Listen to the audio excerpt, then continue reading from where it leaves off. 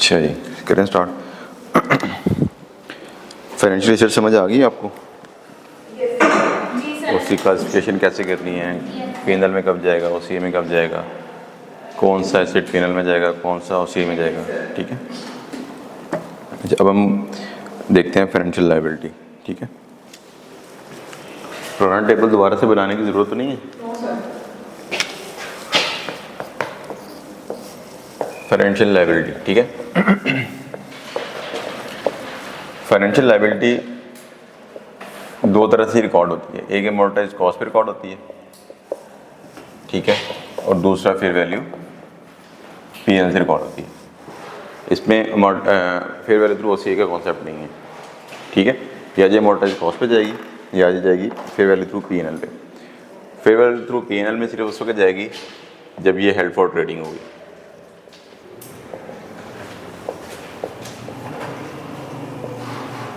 ठीक है। इसके अलावा ये एमोर्टाइज कॉस्ट में जाएगी, ठीक है। आप इसे कह लें डिफ़ॉल्ट कैटेगरी है कि एमोर्टाइज कॉस्ट में ही जाएगी, एक्सेप्ट कि हमने इसको ट्रेडिंग के लिए रखा हो,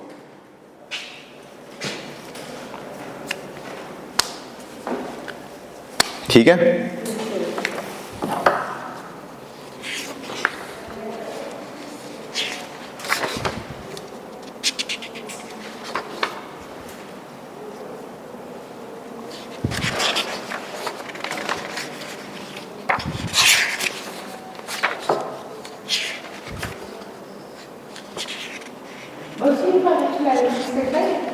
हाँ जी, फाइनेंशियल लायबिलिटी के अंदर दो ही कैटेगरीज हैं। ओसीए की कैटेगरी है नहीं, अगर ओसीए की कैटेगरी हो तो उसके अंदर फिर टेस्ट परफॉर्म करने पड़ते हैं। ओसीए कैटेगरी है नहीं।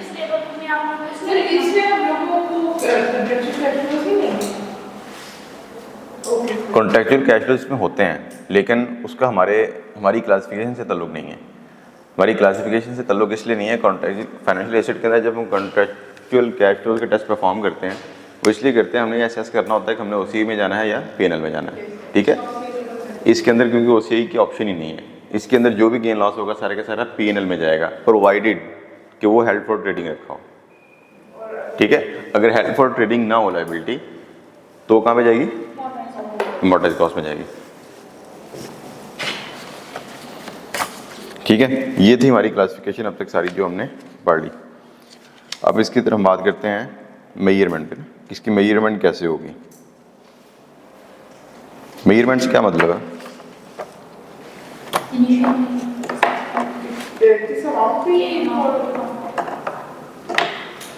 किस अमाउंट पे रिकॉर्ड होगी, ठीक है।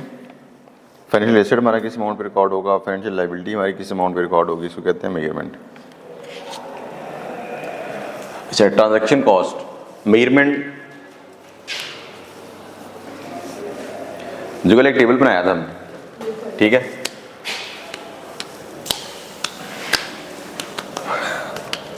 यहां पे लिख लें इसके साथ छोटा सा fair value less transaction cost.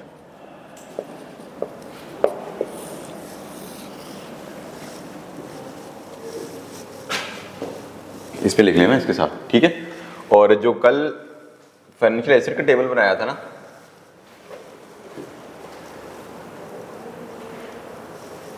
इसके साथ लिख लें ट्रांजैक्शन और इश्यूएंस कॉस्ट जो होगी वो पीएनएल में जाएगी। नहीं, इसके साथ बताता हूँ अभी लिख लें, इसको एक्सप्लेन करते हैं।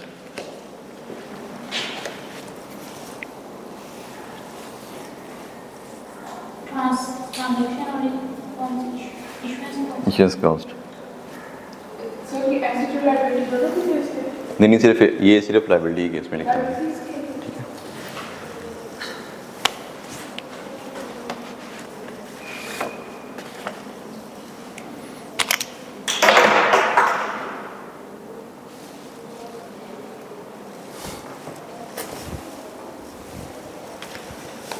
लिख लिया आपने?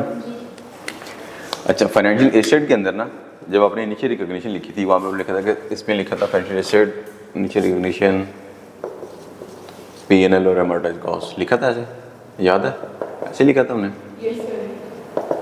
इसमें लिख रहे हैं फेयर वैल्यू प्लस ट्रांजैक्शन और इश्यूएंस कॉस्ट।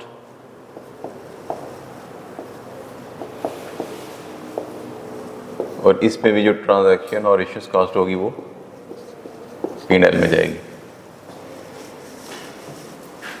नहीं समझ आ रही, कंफ्यूजन हो रही है कोई? वो मैं बताता हूँ ना आपको भी, बताता हूँ अभी आपको।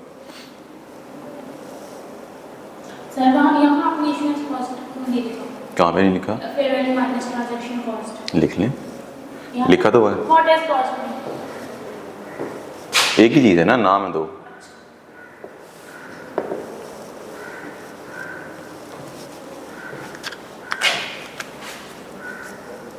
अच्छा, मेजरमेंट के अंदर ये बेसिकली हमने इसको पुराने टेबल का ही पार्ट बनाया, जो हमने पहले टेबल लिखा हुआ था उसी के अंदर आपने ये चीज़ ऐड कर दी नीचे, ये ब्रैकेट, ये दो चीज़ें पुराने टेबल के अंदर ही। ठीक है, समझ आ रही बात की? इसी तरह ये भी हमने इसी टेबल का पार्ट है। अच्छा, अब जब भी फाइनेंशियल एसेट हमारा रिकॉर्ड होगा ना, फाइनेंशियल एसेट हमारा किस अमाउंट से डेबिट होगा?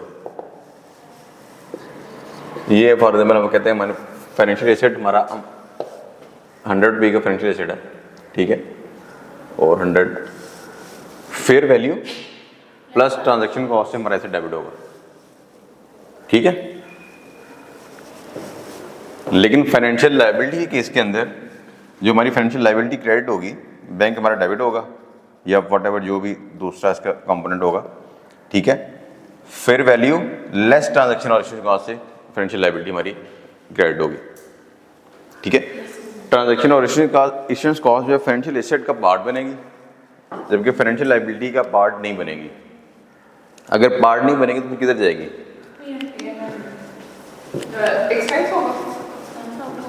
पार्ट नहीं बनेगी ना, उससे निकल जाएगी, नेट हो गया ना। 100 की फाइनेंशियल लायबिलिटी थी, 2 रुपीज़ की आपकी ट्रांजैक्शन कॉस्ट है, आपने फाइनेंशियल लायबिलिटी ही 98 पे रिकॉर्ड की है। ये 2 की एक्सपेंस की होगी ना एंट्री, आपने 98 पे रिकॉर्ड की है। जब ये तो बैलेंस शीट में करेंगे ना सर, नहीं तो ये 2 रुपये तो हमारी जेब से गए ना। 2 रुपये का ट्रांजैक्शन कॉस्ट में देखें, आपने किया बैंक डेबिट, ठीक है, फाइनेंशियल लायबिलिटी क्रेडिट 100 से, ठीक हो गया। आपने दूसरी एंट्री की ट्रांजैक्शन कॉस्ट की, फाइनेंशियल लायबिलिटी डेबिट कर दी, बैंक क्रेडिट कर दिया 2 रुपीज़ से। ठीक है, नेट एंट्री आपकी क्या हुई? ये 100 और 2 98 हो गया, ये 100 और 2 ये भी 98 है। ट्रांजैक्शन कॉस्ट हमें पड़ी नहीं ना उसकी, हमारी लायबिलिटी थी। इन शॉर्ट हमने ट्रांजैक्शन कॉस्ट बियर ही नहीं की। देखिए, जब आप किसी भी जब कॉन्ट्रैक्ट के अंदर एंटर होते हैं, आप क्यों एंटर होते हैं? आपको उससे कोई फ़ायदा हो रहा होता है, ठीक है। आपको फ़ायदा कब हो रहा होता है? जब आपकी एसेट्स इंक्रीज हो रहे हो। क्या आप किसी लायबिलिटीज़ के लिए कोई भी ट्रांजैक्शन करते हैं? तो ट्रांजैक्शन कॉस्ट कौन बियर करता है? जो फ़ायदा हो रहा होगा वही बियर करेगा ना, वही कहेगा यार ये मैं दूंगा। ठीक है, तो फाइनेंशियल लायबिलिटी केस के अंदर एक्चुअली ट्रांजैक्शन कॉस्ट आपका पार्ट नहीं होगी, आपका एक्सपेंस नहीं होगी, आप इसीलिए उसको नेट पे रिकॉर्ड कर रहे हैं 98 पे। अच्छा, मतलब जो फेयर वैल्यू हम लेंगे उसमें वो ऐड होगी कि उसमें से हम लेस करेंगे? उसमें ऑलरेडी एडेड होगी फेयर वैल्यू तो मार्केट वैल्यू होगी ना, ऑलरेडी उसका ट्रांजैक्शन कॉस्ट पार्ट होगी। ठीक है, आप उस क्योंकि आपकी लायबिलिटी क्रिएट हो गई है तो एसेट में हम एसेट के अंदर हम ऐड कर रहे हैं ना ट्रांजैक्शन कॉस्ट, वो बियर कर 98 पे नहीं करेंगे, उसमें ऐड क्यों नहीं करेंगे ना, मतलब उसको पूरा 100 पे करेंगे। फेयर वैल्यू जो होती है ये इंस्ट्रूमेंट का पार्ट है, इंस्ट्रूमेंट की वैल्यू है। जो ट्रांजैक्शन कॉस्ट, आप ट्रांजैक्शन कॉस्ट पहले देख लें क्या होती है। ट्रांजैक्शन कॉस्ट ये होती है किसी भी इंस्ट्रूमेंट को इशू करने की जो वैल्यू कॉस्ट होती है। फॉर एग्जाम्पल उसकी लीगल फ़ी होगी, उसकी आप कह लें कि एडमिन फ़ी होगी, ठीक है, उसके लिए कोई और रेगुलेटरी रिक्वायरमेंट्स जो इनकर होगी वो होगी, ठीक है, वो उसको कहते हैं ट्रांजैक्शन कॉस्ट। ठीक है, अब वो जो ट्रांजैक्शन कॉस्ट इनकर होगी वो तो उसका पार्ट नहीं होगी ना। आपका एक डिबेंचर है 100 रुपीज़ का, 100 रुपीज़ का डिबेंचर है, मार्केट वैल्यू भी इसकी फॉर एग्जाम्पल आपके 100 है। ठीक है, अब इस डिबेंचर को इशू करने के लिए आपने कोई लीगल फी भी दी होगी, कोई कंसल्टेंट भी हायर किया होगा, ठीक है, कुछ डॉक्यूमेंटेशन भी आपने करवाई होगी। अब ये जो सारी फीस है ये बेसिकली ट्रांजैक्शन इशूएंस कॉस्ट है। क्या वो इसका पार्ट है? मतलब सर वो इसमें इंक्लूड नहीं है? नहीं इंक्लूडेड इसमें। वो इसमें इंक्लूड कैसे होगी? ये जो 100 है ये क्या है? ये 100 डिबेंचर की वैल्यू है ना, ये 100 डिबेंचर की वैल्यू है जी सर, इसमें तो नहीं इंक्लूड हुई। इसमें इंक्लूड नहीं है ना, ये एडिशनल कॉस्ट है। जी सर। इसको भी तो रिकॉर्ड करना है कि नहीं करना? जी सर। करना है ना। फाइनेंशियल एसेट के केस के अंदर ये आपकी fair value plus transaction cost हो जाएगी। 100 का आपका डिबेंचर होगा, ठीक है, एडिशन उस पर ये जो कॉस्ट आपकी इनकर होगी वो ये टोटल आपका फाइनेंशियल एसेट बन जाएगा। आपने इन्वेस्टमेंट की है 100 रुपये की, आपके पास आपने एक डॉक्यूमेंट खरीद लिया वो 100 रुपीज़ का है, ठीक है, उस 100 रुपीज़ के डॉक्यूमेंट को या इन्वेस्टमेंट को एक्वायर करने के लिए आपके फॉर एग्जाम्पल 10 रुपीज़ इनकर होना है, ठीक है। अब वो जो 10 रुपीज़ है ना, आपने वो अपने एसेट का पार्ट बना देना है। आपने कहना है कि मेरी ये भी इन्वेस्टमेंट है, 100 आपकी इन्वेस्टमेंट है और इस 100 की इन्वेस्टमेंट के लिए आपने जो 10 रुपये की कॉस्ट की है, जो ट्रांजैक्शन जो इश्यूएंस कॉस्ट है, बेसिकली ये भी आपकी इन्वेस्टमेंट है। आपने फाइनेंशियल एसेट कितने का रिकॉर्ड करना है? 110 का रिकॉर्ड करना है। सर अभी तो आप कह रहे थे फेयर वैल्यू में ऑलरेडी ये डन इंक्लूडेड। जी सर, यही चीज वो लायबिलिटी के केस में बता रहा हूँ आपको मैंने। मतलब एसेट के केस में फेयर वैल्यू, एसेट का केस डिफरेंट है, लायबिलिटी का केस डिफरेंट।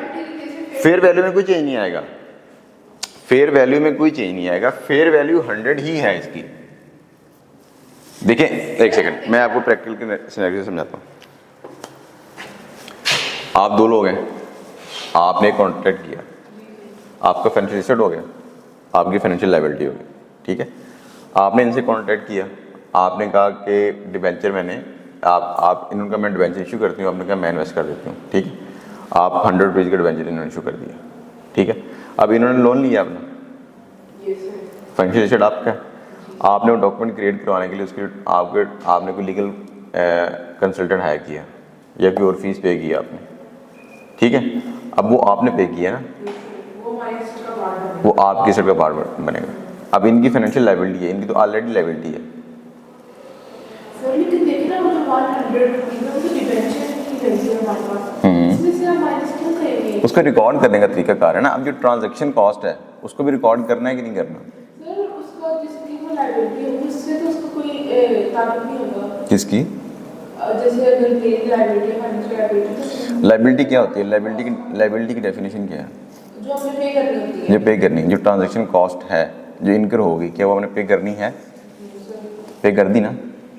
नहीं सर पे तो हम तो करेंगे ही सर, पे उसको जिसका एसेट है वो नहीं पे करेगा। तो आपका एग्जांपल में हाँ ना, वही कह रही हूँ, मतलब लायबिलिटी वाले का तो उससे कोई कनेक्शन नहीं है। हाँ लायबिलिटी वाला तो आप तो सर ये कंफ्यूज कर रहे थे और ट्रांजैक्शन कॉस्ट माइनस क्यों कर दी है?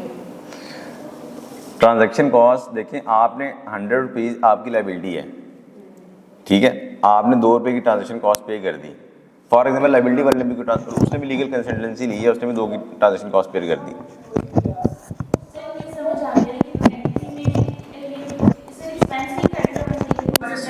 हमने लायबिलिटी नेट कर दी है ना।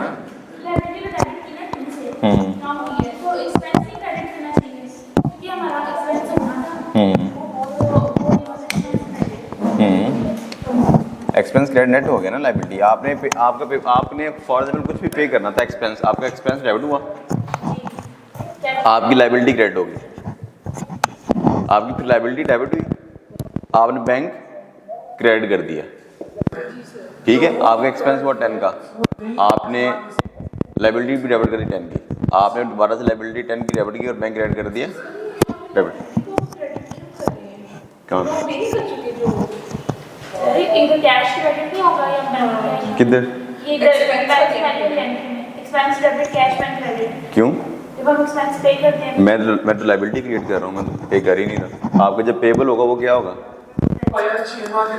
नहीं पेबल क्या होगा? पेबल लायबिलिटी है ना, तो कैश कैसे क्रेडिट होगा? ये जो 10 रुपये है ये कोई फी फी वगैरह है, तो हम इसको लायबिलिटी क्यों बना रहे हैं? इसको तो हमें ऑलरेडी मैं तो नहीं लाइबिलिटी बना रहा, आप लोग लाइबिलिटी बना रहे हैं। मैं आपको ये तो कह रहा हूँ, तो वो लाइबिलिटी नहीं है आपकी, आप उसको लाइबिलिटी का पार्ट नहीं बना रहे, आप इसलिए उसको लाइबिलिटी से माइनस कर रहे हैं। जी सर माइनस कर रहे हैं, लेकिन मैं ये कह रही हूँ कि उसको अब जैसे इसमें तो फिर हम 90 भी रिकॉर्ड करेंगे, लेकिन जो हमारे पास डिबेंचर की वैल्यू है वो तो 100 है। तो फिर 100 में से 10 माइनस करेंगे तो हमारे डिबेंचर की वैल्यू नहीं गिर जाएगी? क्यों गिर जाएगी डिबेंचर की वैल्यू? 90 आप यहाँ पे फेयर वैल्यू भी तो 110 पे रिकॉर्ड कर रहे हैं, ये आप 100 पे रिकॉर्ड क्यों नहीं कर रहे? अच्छा, तो यहाँ पर फेयर वैल्यू से 10 आएगी। ये टोटल किधर गए एसेट?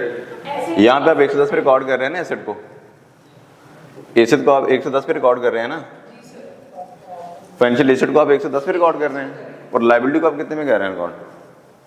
नेट पे, fair value minus transaction cost 100 minus transaction cost 90 पे करेंगे आप, ठीक है। तो आपकी जो लाइबिलिटी है वो 0 होगी है नेट।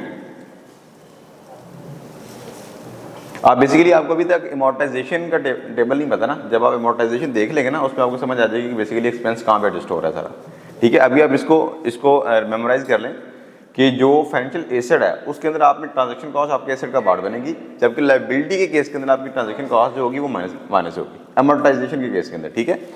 लेकिन जब आप इसको पीएनएल में रिकॉर्ड करेंगे तो ट्रांजैक्शन कॉस्ट आपकी डायरेक्ट पीएनएल में जाएगी, उसका एसेट या लायबिलिटी से कोई ताल्लुक नहीं। एसेट या लायबिलिटी टोटल फेयर वैल्यू पे रिकॉर्ड होगी, ट्रांजैक्शन कॉस्ट सेपरेटली पे होगी, बैंक डेबिट एक्सपेंस क्रेडिट, ठीक है। ये पीएनएल के केस में होगी, ये वाली एंट्री पीएनएल के केस में होगी। अमोर्टाइजेशन के केस के अंदर आपने एसेट के अंदर ट्रांजैक्शन कॉस्ट को फेयर वैल्यू का पार्ट बना देना है, लायबिलिटी के केस के अंदर आपने ट्रांजैक्शन कॉस्ट को फेयर वैल्यू से माइनस करके रिकॉर्ड करना है। समझ आ रहा है? ये चीज़ समझ आ रही है इतनी बात, ठीक है। अमोर्टाइजेशन का टेबल आप पढ़ेंगे तो आपको समझ आ जाएगी कि एक्सपेंस रिकॉर्ड कैसे हो रहा है। एक्सपेंस होगा ओवर द पीरियड रिकॉर्ड, आपकी जितनी देर की लायबिलिटी होगी ना expense over the period record होगा। इसी तरह एसेट, तो आपने एसेट के अंदर ट्रांजैक्शन कॉस्ट को एसेट का पार्ट बनाया ना, अमोर्टाइजेशन के अंदर जितने पीरियड का आपका फाइनेंशियल एसेट होगा ना उतने पीरियड के अंदर वो उसका बेनिफिट आपको रिकॉग्नाइज होगा, ठीक है। समझ आ रही बात की? क्या समझ आई है कैसे करना रिकॉर्ड? सर अगर अमोर्टाइज्ड कॉस्ट पे हम लोग हैं फेयर वैल्यू में फाइनेंशियल लायबिलिटी के केस में फेयर वैल्यू से माइनस करेंगे अमोर्टाइज्ड कॉस्ट, और एसेट के केस में हम ऐड करेंगे फेयर वैल्यू, हाँ, और अगर प्रॉफिट एंड लॉस अकाउंट है तो पीएनएल में चार्ज कर देंगे, ठीक है। बस इतना फिलहाल इसको आप याद कर लें। अमोर्टाइजेशन का केस जब अमोर्टाइजेशन अभी हम टेबल बनाएंगे तो आपको समझ आ जाएगा उसके अंदर एक्सपेंस कैसे रिकॉर्ड हो रहा है इसका, ठीक है।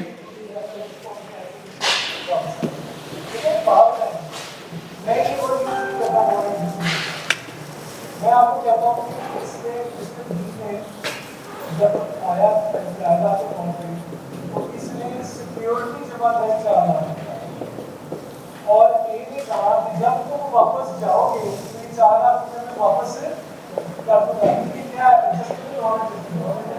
इसको नेचर से क्या आप देख सकते हैं, आप क्या कर सकते हैं कि आपको ट्रांजेक्शन की नेचर से अगर नॉर्मली लाइक क्या पैसा तो उतना वो दिखता है कि अमाउंट, लेकिन अगर उसने ना लिखा तो उसकी दूसरे से पता चलता है। ठीक है, ये कर लिया आपने नोट, ये रिकॉर्डिंग ये किस तरह से रिकॉर्डिंग होगी, रिकॉर्ड किस तरह से करते हैं इसको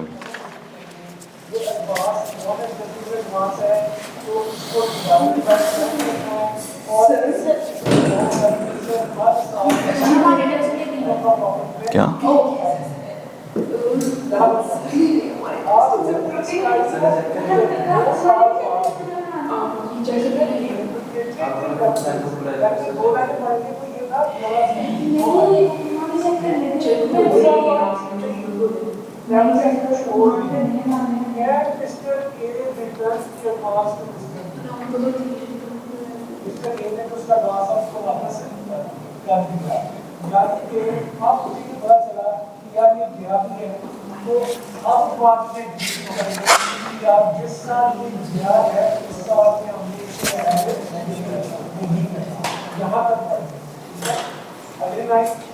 Thereafter, Mr. C acquired the possession of the same rental amount. अब नेक्स्ट लाइन में क्या आ गया? Mr. C ने अब खोलें जरा अपनी जो बुक है वहाँ पे देखें मेजरमेंट कॉस्ट क्या होती है। मेजरमेंट के अंदर ट्रांजेक्शन कॉस्ट आ रही है, पढ़ें क्या है। ट्रांजेक्शन कॉस्ट है the incremental cost that are directly attributable to the acquisition, issue और disposal of the financial asset और फाइनेंशियल लायबिलिटी। ठीक है, आप फाइनेंशियल एसेट या फाइनेंशियल लायबिलिटी रिकॉर्ड करने के लिए जो भी डायरेक्टली एट्रीब्यूटेबल कॉस्ट होगी, ठीक है, वो आपकी ट्रांजेक्शन कॉस्ट होगी, जिसमें लिखा हुआ फीस है, कमीशन है, कुछ आप रेगुलेटरी सरचार्ज पे करते हैं, ट्रांसफ़र टैक्सेस और ड्यूटीज़ हैं, क्रेडिट असेसमेंट फ़ीस है, रजिस्ट्रेशन चार्जेस हैं, ये सारी लीगल फ़ीस की टाइप्स हैं। ठीक है, इसमें से आप कोई भी पे करते हैं जो कि डायरेक्टली एट्रीब्यूटेबल कॉस्ट है, वो आपकी ट्रांजेक्शन कॉस्ट होगी। डायरेक्टली एट्रीब्यूटेबल कॉस्ट वो होती है कि अगर आप फाइनेंशियल एसेट या फाइनेंशियल लायबिलिटी के कॉन्ट्रैक्ट में एंटर ना होते तो आपको कॉस्ट इनकर ना करना पड़ती। ठीक है, ये नीचे लिखा भी उसने fair value of financial assets plus transaction cost. And पे देखें 2 पॉइंट्स बनाए हुए हैं उसने।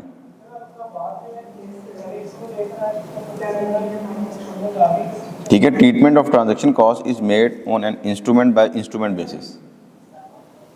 क्या लिखा उसने? इंस्ट्रूमेंट बाय इंस्ट्रूमेंट बेसिस, कि जो फाइनेंशियल एसेट होगा उसके अंदर ट्रांजेक्शन कॉस्ट ऐड होगी, फाइनेंशियल एसेट का पार्ट होगी, और जो फाइनेंशियल लायबिलिटी है उसके अंदर क्या होगी, लेस होगी फाइनेंशियल लायबिलिटी के अंदर। ठीक है, अच्छा इसके बाद है financial equity instruments. Financial assets भी हो गए, फाइनेंशियल लायबिलिटीज भी होगी। इसकी प्रैक्टिकल एग्जांपल अब इसके बाद करते हैं। इक्विटी इंस्ट्रूमेंट का भी इस तरह से टेबल जल्दी से बना लें। ठीक है,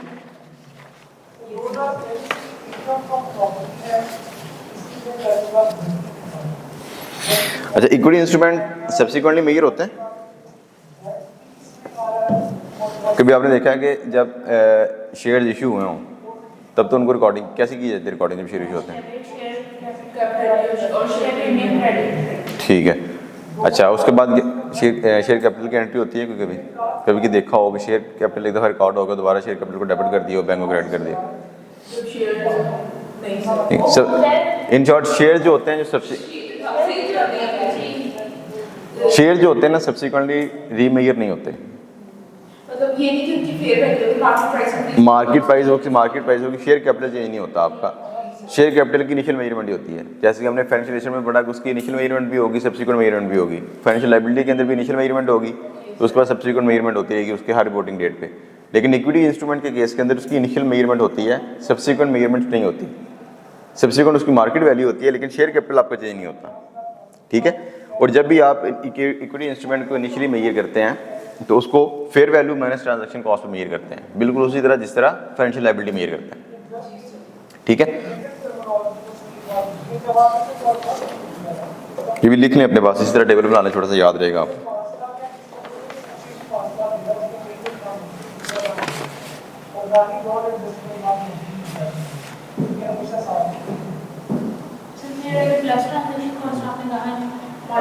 माइनस फाइनेंशियल, देखिए फाइनेंशियल लायबिलिटी और इक्विटी इंस्ट्रूमेंट एक तरह से ट्रीट होते हैं।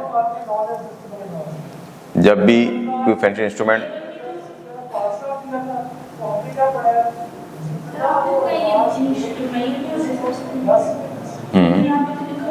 कहाँ पे लिखा हुआ?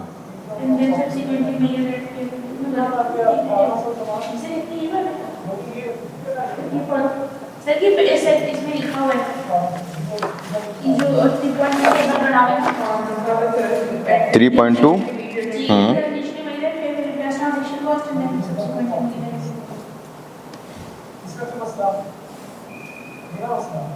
रिजर्व में जा रहा है ना, पेनल में नहीं जा रहा। पूरी लाइन पढ़े ना आप। रिजर्व आपके कौन से होते हैं? शेयर प्रीमियम शेयर होता है, जनरल रिजर्व होता है। ठीक है, पीनल और ओसीए में नहीं जाएगा इसका इम्पैक्ट कोई भी।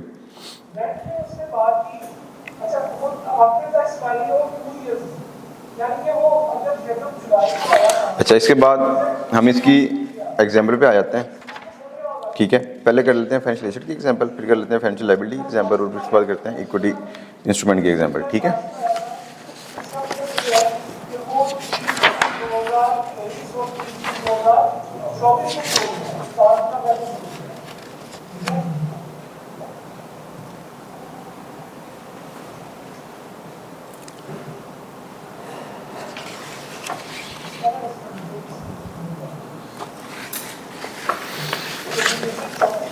ये 3.3 पे है ये सर ये इक्विटी इंस्ट्रूमेंट्स ओसीआई को चार्ज करना है। ये इसकी एग्जाम्पल करेंगे ना, उसमें आपको क्लियर हो जाएगा। इस तरह टाइम ज़ाया करेंगे हम एक उस चीज़ को डिस्कस करने के लिए, जब उसके एग्जाम्पल करेंगे उसमें आपको आइडिया हो जाएगा। अमाउंट पूरा टेबल बनेगा, आपको आइडिया हो जाएगा एक्सपेंस कैसे रिकॉर्ड हो रहा है और एसेट और लायबिलिटी कैसे रिकॉर्ड हो रही है। ठीक है, तो 30 जून 2023 3.3 पे हैं। 2024 तो ये मेरा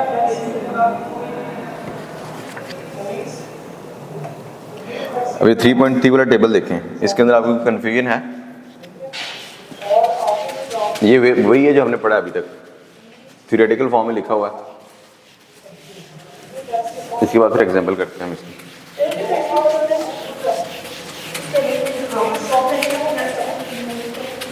मैंने पढ़ाया आपको इफेक्टिव इंटरेस्ट रेट, जो पढ़ा है वो तो याद कर लें आप, जब उसकी बारी आएगी वो भी पढ़ लेंगे।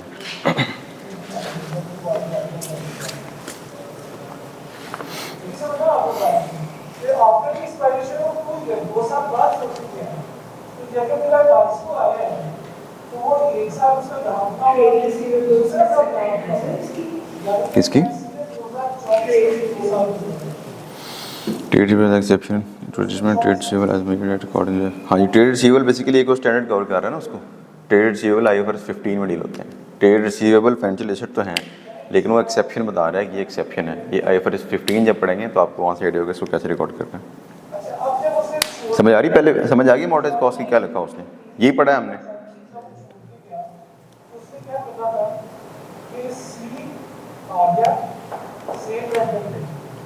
और भी चला गया और सीधे कितने कैसे दिए, सीधे तरह से दिए 6,000।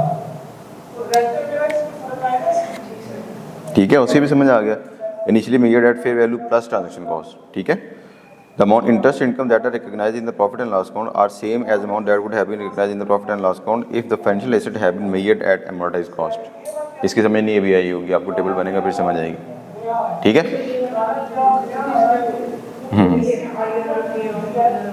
हाँ, आपका आईआरआर का कॉन्सेप्ट को पता है क्या होता है?